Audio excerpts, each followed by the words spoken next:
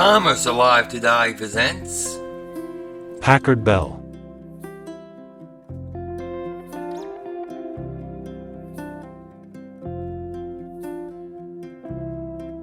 Although Packard Bell Electronics was officially founded in 1986, the name Packard Bell had its origins in the early 20th century. In the 1920s, the name emerged as a popular brand of console radios, then a chief form of electronic entertainment. The Packard Bell name was kept alive during the mid-1900s as a brand name in the television industry. Like most U.S. consumer electronics firms, however, Packard Bell deteriorated during the 1960s and 1970s in the wake of industry consolidation and foreign competition. The struggling Packard Bell Company was purchased by Teledyne in 1968, but was effectively dead by the middle of the next decade, consisting only of some outdated facilities and trade names. The company languished until 1985, when it caught the eye of Benny Alagem, a 32-year-old Israeli immigrant and naturalized U.S. citizen. Alagem was intrigued, not by the remnants of the Packard Bell Company itself, but rather by the once venerable Packard Bell brand name. Alagem approached Teledyne, which agreed to sell the rights to the name for less than $100,000. His idea was to use the name to market the latest breed of hot-selling consumer electronics, personal computers. The company had a rich history and a good name for quality products, Alagem recalled in Forbes. Buying that name was a stroke of genius, George Perslin, a HQ office warehouse executive, stated in the same article. Older customers think Packard Bell is the company that made radios and televisions. Younger ones think it's the people who made cars, or telephones, or Hewlett-Packard.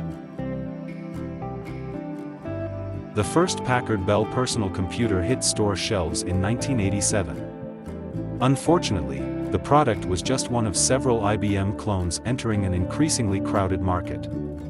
Because Packard Bell couldn't rely on technological advantages or patent protection, it had to depend primarily on merchandising savvy and low prices to separate its products from those offered by the competition. To that end, the three entrepreneurs developed and executed a cunning and successful stratagem. For starters, they began selling their products under the nostalgic Packard Bell marketing theme, "America grew up listening to us. It still does." That established slogan, along with the recognized Packard Bell name, gave the company's computers instant credibility, a rare asset in the burgeoning personal computer industry. In addition, Packard Bell's machines proffered numerous innovations that, at the time, represented notable breakthroughs in the personal computer industry. For example, Packard Bell computers were among the first to come equipped with both 3-inch and 5-inch diskette drives, which smoothed the transition to smaller drives for users replacing older computers. Furthermore, standard Packard Bell's PCs were outfitted with a comparatively large 40-megabyte hard drive, yet were often offered at a lower price than competing brands with a smaller memory capacity.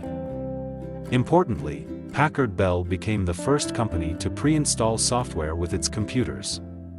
This pivotal innovation spared customers the tedious hassle of loading the operating system and application software, and it represented a giant leap toward the industry's goal of delivering a computer that could be used by technologically inexperienced customers straight out of the box.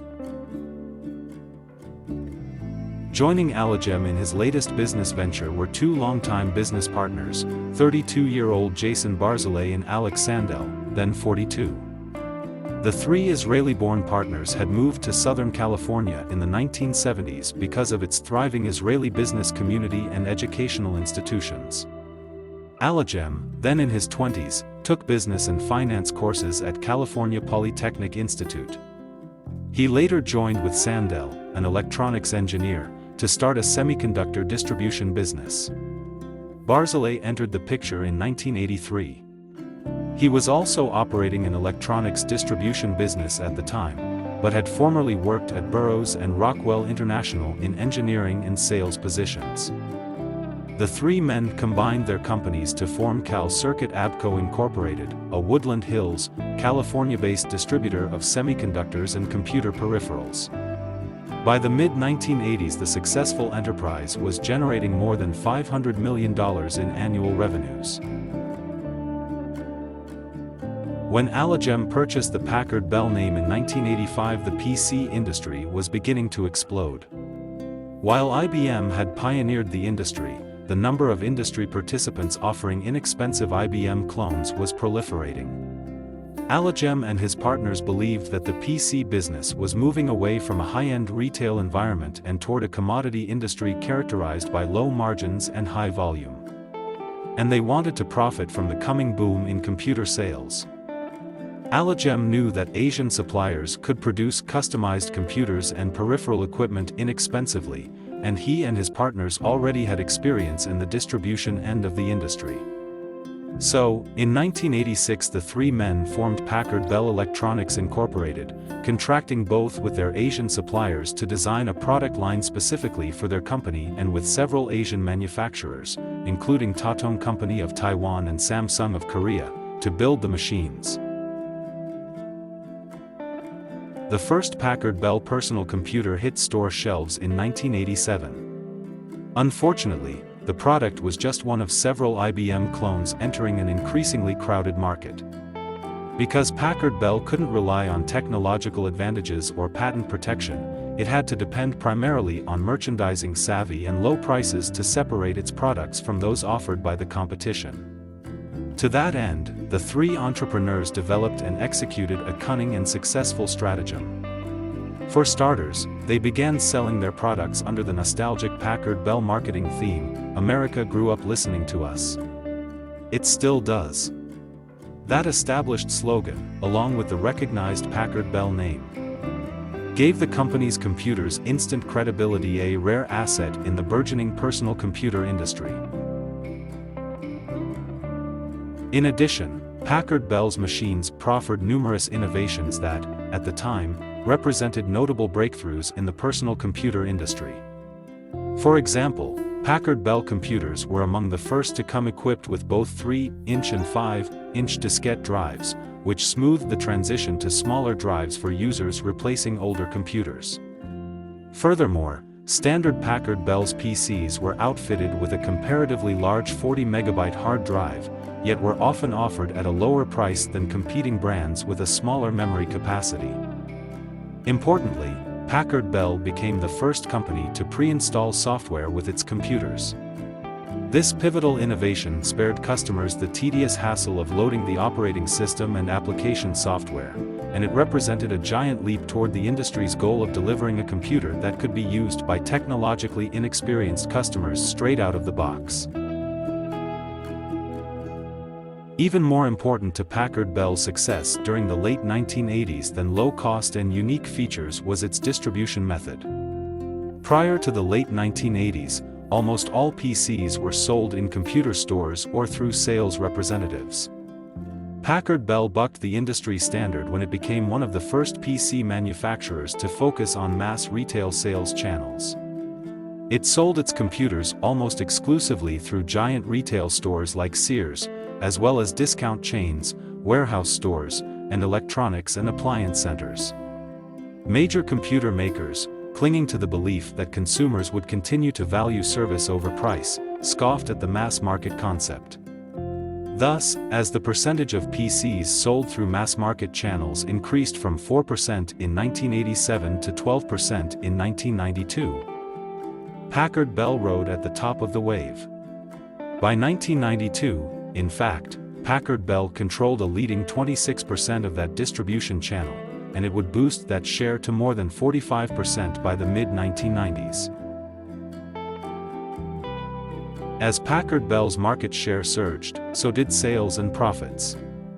By 1989, only 2 years after starting up, Packard Bell generated an estimated $600 million in annual sales. That figure jumped to $700 million in 1991, despite a U.S. economic downturn in 1990 and 1991. Meanwhile, Packard Bell continued to penetrate markets with new products, low prices, and unconventional distribution channels. In 1992, for example, the company unveiled a local area network (LAN) system that in contrast to the competition, was ready to hook up and use straight out of the box. Simultaneously, Packard Bell introduced a new version of its top-of-the-line PC that could be upgraded by simply plugging it into a new central processing unit, which meant that the system owner could get the equivalent of a new computer for about $300.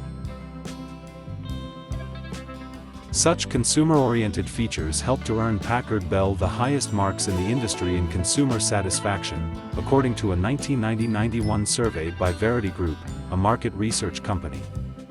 Augmenting Packard Bell's reputation was its comprehensive customer support system. The company offered round-the-clock, toll-free telephone support for buyers of all of its computers. The system, called Infinitec, offered the option of recorded answers to users' technical questions. Furthermore, all Packard Bell systems were backed by a 1-year warranty complete with on-site service. Customers could also obtain help through Packard Bell Bulletin Board services on Prodigy and CompuServe. Reflecting the wisdom of Packard Bell's overall strategy during the early 1990s, sales rose to more than $900 million in 1992, and then to an estimated $1.25 billion in 1993. Likewise, the company's workforce leapt to more than 700. Packard Bell's ace in the hole continued to be its dominance of mass-market retail channels. Success in that arena had pushed its overall U.S. market share to 5.3% by 1992, followed by an impressive 6.7% in 1993, making Packard Bell the fourth leading personal computer supplier in the United States behind IBM, Apple, and Compaq. Market share gains were becoming increasingly difficult for Packard Bell, though, in light of the fact that its competitors were borrowing heavily from its playbook. Indeed, during the early 1990s several of the industry leaders followed Packard Bell's lead by expanding into mass retail channels, offering easy-to-use bundled products, and slashing prices. In turn, Packard Bell began pressuring industry leaders by diversifying from its narrow low-cost PC market and using its proven merchandising tactics to penetrate the market's high end. In addition to broadening the scope of its product line in the early 1990s, Packard Bell began pursuing sales overseas. The company started selling in Europe late in 1991. By 1992 it had found that the strategy that had worked in the United States was also applicable in much of Europe. In fact, in 1992 Packard Bell garnered roughly $100 million, 10% of sales from its European operations, and expected to double that figure the following year. To that end, in 1993 the company completed a 75,000 square foot facility in the Netherlands that employed 250 people, including a customer support group providing technical assistance in 12 languages. As it had in the United States, Packard Bell took an early lead in the European mass-market computer retail industry. In 1993 it had established 1,500 retail outlets throughout 13 countries. Although Packard Bell shipped almost 2 million units per year going into 1994, some analysts doubted the long-term potential of the company's marketing strategy. Because Packard Bell focused on retail sales, its price advantage was increasingly challenged by low-overhead PC makers that sold exclusively through direct mail and catalogs. A corollary of this retail strategy was that Packard Bell suffered relatively higher product return rates by industry standards due to the liberal product return and exchange policies adhered to by most retail establishments. In 1991, for instance, Packard Bell recorded gross revenue of $819 million. But that was before accounting for $143 million in returns by customers. Despite critics' concerns, Packard Bell continued to outpace analyst projections through 1994 and was constantly adjusting to new market trends. Evidencing Packard Bell's sensitivity to shifting consumer demands going into the mid-1990s were a number of new products. Most notable was the company's introduction of the first mass-produced, fully configured multimedia system offered through mass marketing channels. The system was offered under different names and with slightly different configurations as part of an effort to appeal to a variety of customer groups. The company also began selling software under the brand name Active Imagination. Offerings included 6 titles for children that were designed to help build computer skills. In 1994, Packard Bell began selling its Spectria computer line, which Allegem referred to as the centerpiece of every home. The Spectria included a full-function multimedia PC, CD player, stereo, FM radio, TV and video player, telephone answering system, and fax/modem. In 1994, Packard Bell more than doubled its 1993 production, shipping 2.1 million units. Gross revenues increased nearly threefold, to a record $3 billion. Those figures pushed Packard Bell to number 3 in domestic PC sales, behind Compaq and IBM. Then, after an incredible 37% rate of growth in late 1994 and early 1995, Packard Bell scooped up nearly 13% of the U.S. personal computer market and surged to the lead of the industry. In addition, Packard Bell was far and away the leading distributor of PCs through mass retail channels with roughly 50% of that market by one estimate. And it was among the leading PC distributors in Europe, where sales were skyrocketing. In 1995, Packard Bell continued to serve as the industry bellwether, as the Wall Street Journal described the company. Early that year, for example, it introduced the first PC with dual CD-ROM drives, one among several new features. Allegem and his partners expected to sustain such impressive growth into the decade, barring an industry downturn. Packard Bell's growing adoption rates into the mid-1990s were helped along by a new industrial design language and user-friendly software. In 1993, the company introduced Navigator, a shell replacement for Windows 3.1 intended for novice computer users that provide simple screens of large icons to launch their commonly used application software.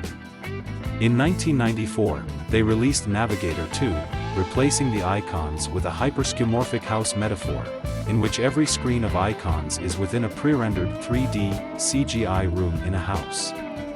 Packard Bell acquired the software firm responsible for Navigator, ARC Interface of Seattle, Washington, in May 1994.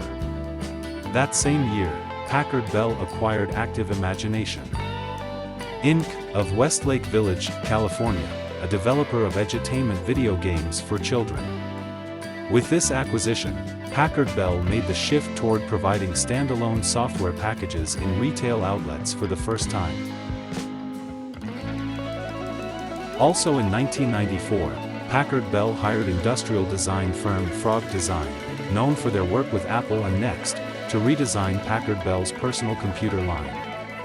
They designed the cases of company's next generation of desktops with accented trim panels featuring wavy contours. These panels can be detached and replaced with ones of a different color. With these redesigned cases, Packard Bell was the first company to use a color coding system for the external connectors on the rear of the computer, corresponding with the color of the shroud of the plugs on the devices that Packard Bell provided with their computers. This innovation was intended to make installation of peripherals easier and predated the PC System Design Guide standard for color coding connectors, introduced in 1999.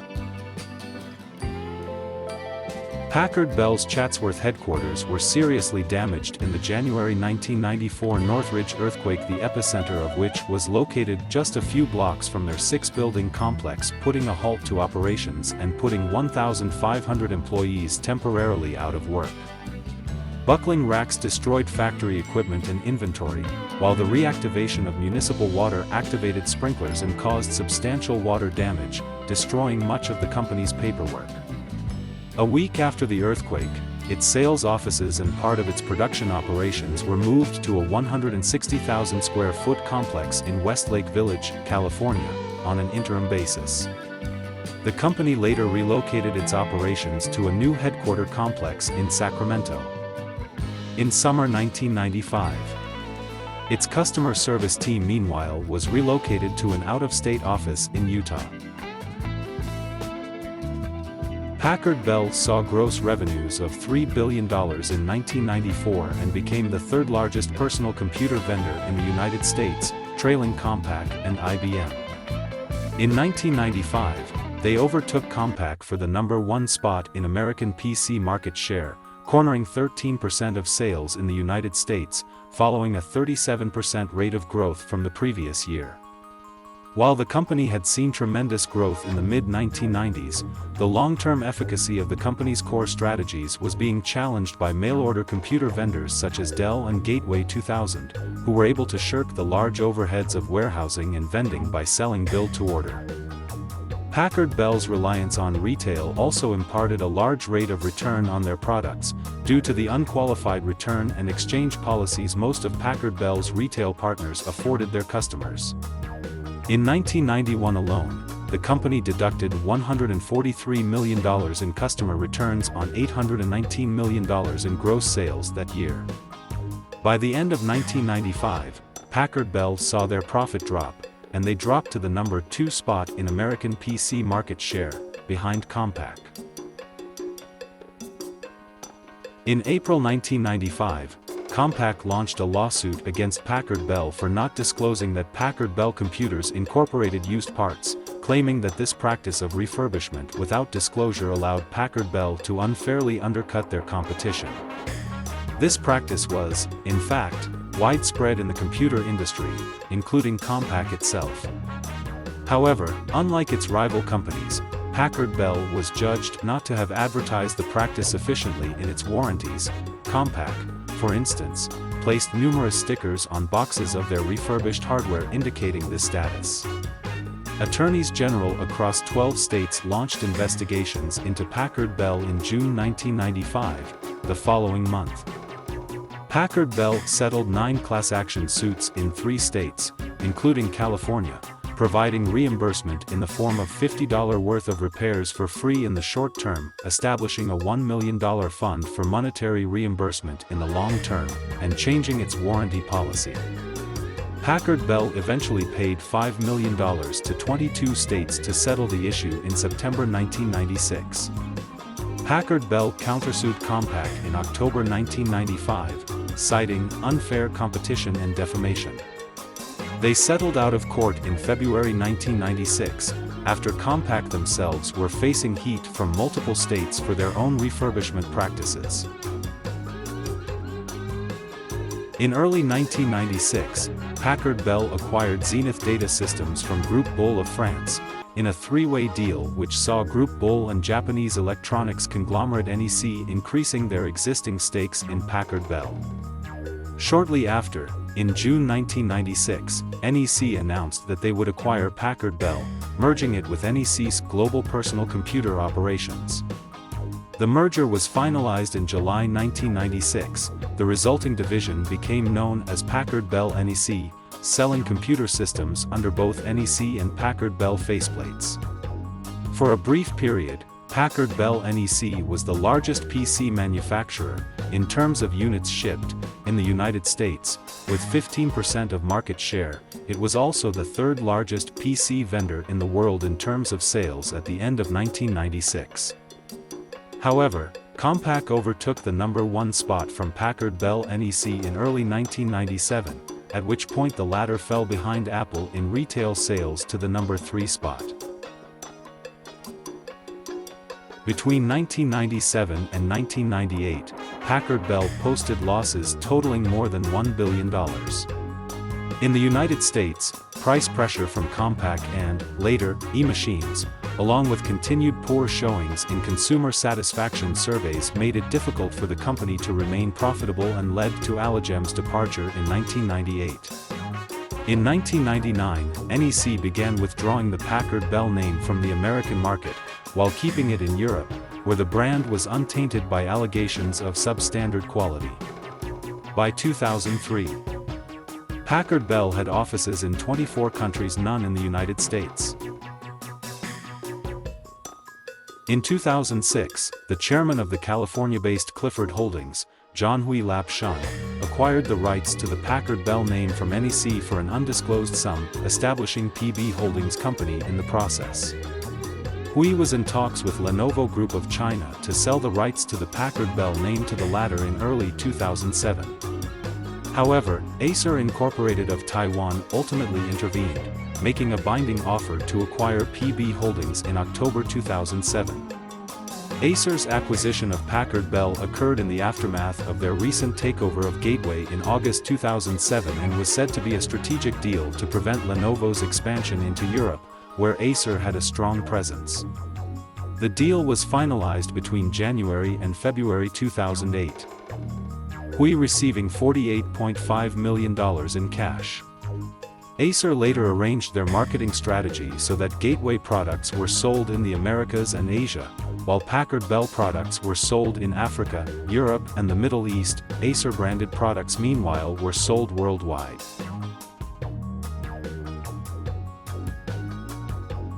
Although Packard Bell Electronics was officially founded in 1986, the name Packard Bell had its origins in the early 20th century. In the 1920s, the name emerged as a popular brand of console radios, then a chief form of electronic entertainment. The Packard Bell name was kept alive during the mid-1900s as a brand name in the television industry. Like most U.S. consumer electronics firms, however, Packard Bell deteriorated during the 1960s and 1970s in the wake of industry consolidation and foreign competition. The struggling Packard Bell Company was purchased by Teledyne in 1968, but was effectively dead by the middle of the next decade, consisting only of some outdated facilities and trade names. The company languished until 1985, when it caught the eye of Benny Alagem, a 32-year-old Israeli immigrant and naturalized U.S. citizen. Alagem was intrigued, not by the remnants of the Packard Bell Company itself, but rather by the once venerable Packard Bell brand name. Alagem approached Teledyne, which agreed to sell the rights to the name for less than $100,000. His idea was to use the name to market the latest breed of hot-selling consumer electronics, personal computers. The company had a rich history and a good name for quality products, Alagem recalled in Forbes. Buying that name was a stroke of genius, George Purslin, a HQ office warehouse executive, stated in the same article. Older customers think Packard Bell is the company that made radios and televisions. Younger ones think it's the people who made cars, or telephones, or Hewlett-Packard. Dang it! How do I get the game on this thing? Uncle Ned, What? that's not the TV. Well, what is this? Here, watch. At Packard Bell, we torture test every computer we make, so they can pass the toughest test of all, home. See? He was out. Packard Bell, the computer the world comes home to. Featuring the Intel Pentium 2 processor. How do I get the news on this If you thing? have any fond memories, please indicate it at the comments below. Thanks for watching, subscribe, and like.